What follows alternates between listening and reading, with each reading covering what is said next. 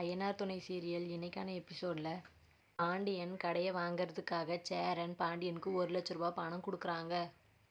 மீதியை இன்னும் 1-2 நாளில் கொடுத்துடலாம் பாண்டி அப்படின்னு சொல்கிறாங்க. பாண்டியனும் சரினேன்னு சொல்லிட்டு அந்த பணத்தை வாங்கிக்கிறாரு.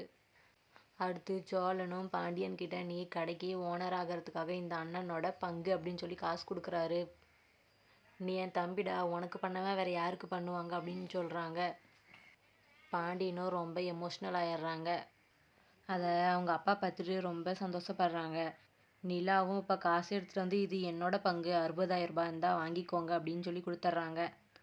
பாண்டியனும் வாங்கிக்கிறாங்க. இப்போ எல்லாரும் கொடுத்த பணத்தை எவ்வளோ இருக்குன்ட்டு எண்ணி பார்க்குறாங்க. பல்லவனும் எண்ணி பார்த்துட்டு 2,90,000 ரூபாய் இருக்குது அப்படின்னு சொல்கிறாங்க. நிலாவும் அப்போ கூட 10,000 ரூபாய் இடிக்குது அப்படின்னு சொல்லிட்டு இருக்காங்க. உடனே பாண்டியனோட அப்பா இதில் இருக்கிறத எண்ணி பார்த்துட்டு எவ்வளோ இருக்குன்னு சொல்லு அப்படின்னு சொல்லி நிலா கிட்ட சொல்கிறாங்க. நிலாவும் எண்ணி பார்த்துட்டு 10,020 ரூபாய் இருக்குது அப்படின்னு சொல்கிறாங்க.